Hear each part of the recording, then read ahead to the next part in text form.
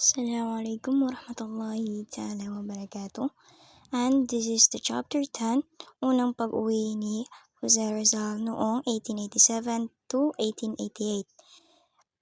Lahat ng magagandang tanawin sa ibang bansa at ang masasayang alaala ng kanyang pamamalagi sa ibang lugar ay hindi nagawang palimutan si Rizal sa kanyang sariling bansa, at hindi rin niya iniwan ang kanyang pagiging Filipino.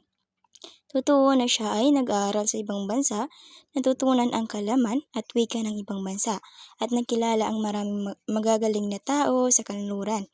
Pero sa puso niya, nanatili siyang tunay na Filipino na may matinding pagmamahal sa Pilipinas at determinadong mamatay sa kanyang sariling bayan. Kaya pagkatapos ng 5 taon sa Europe, bumalik siya sa Pilipinas noong August 1887 at nag-practice bilang doktor sa Calamba. Namuhay siya ng simple bilang isang country doctor, pero ang kanyang mga kaaway na galit sa Noli Me Tangere ay nambabastos at minamantala siya, pati na ang pagbabanta sa kanyang buhay.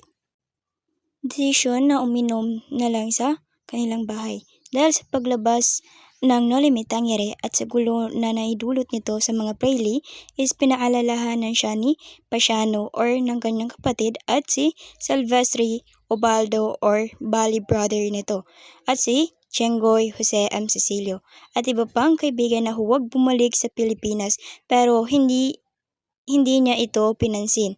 Determinadong siyang bumalik sa Pilipinas dahil sa mga sumusunod na dahilan. Una is operahan ang mga mata ng kanyang ina.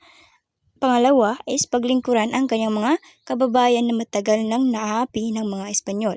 Pangatlo is alamin niya mismo kung paano tinanggap ng mga Pilipino at Espanyol sa Pilipinas ang Nole at iba pang kanyang sulatin.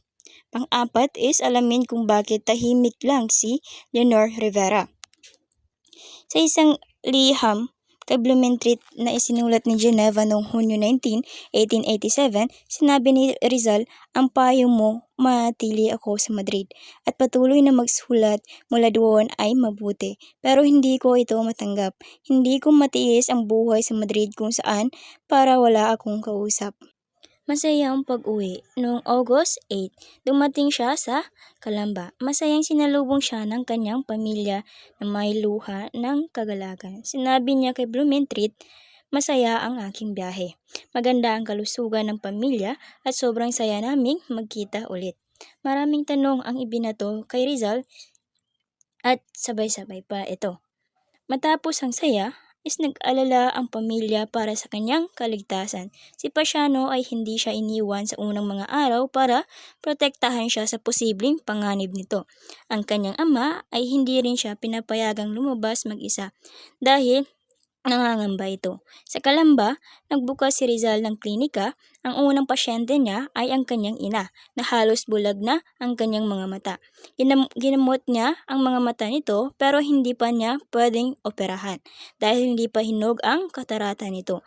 Kumalat ang balita na may dakilang doktor mula sa Germany, kaya maraming pasyente mula sa Manila at probinsya ang pumunta. Tinawag siyang Dr. Uliman dahil galing siya sa Germany.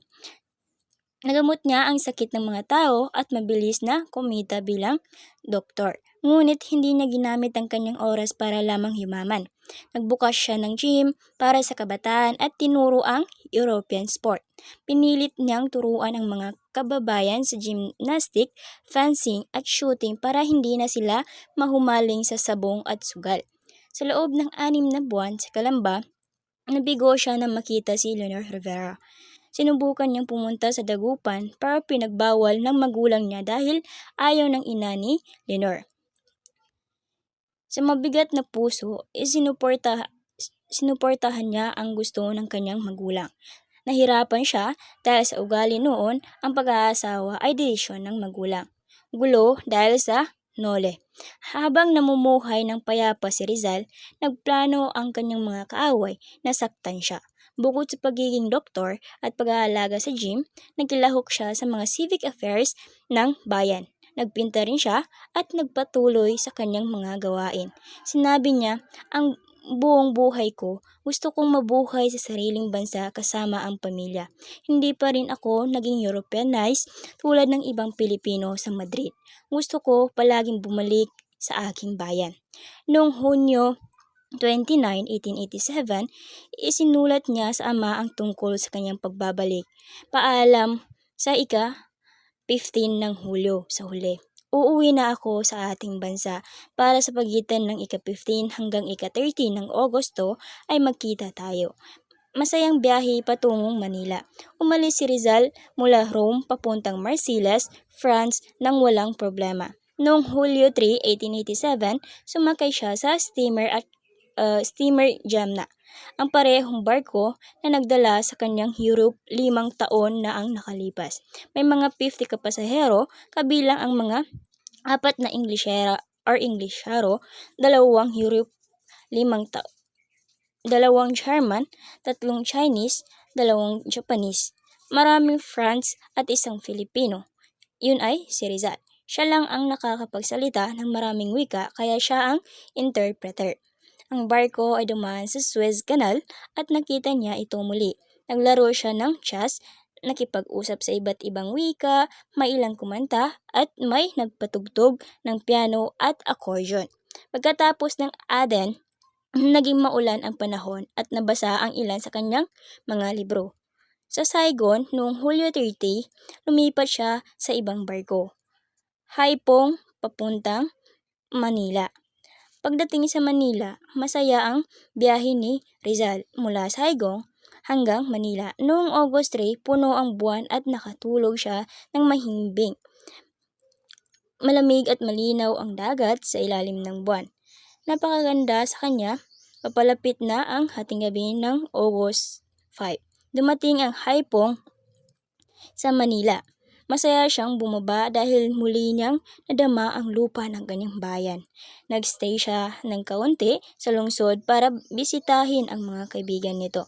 Pareho pa rin ang Manila nung iniwan niya 5 taon na ang nakalipas. Parehong lumang simbahan, mga gusali, butas na kalsada, bangka sa Pasig River at matitibay na pader sa paligid ng lungsod nito.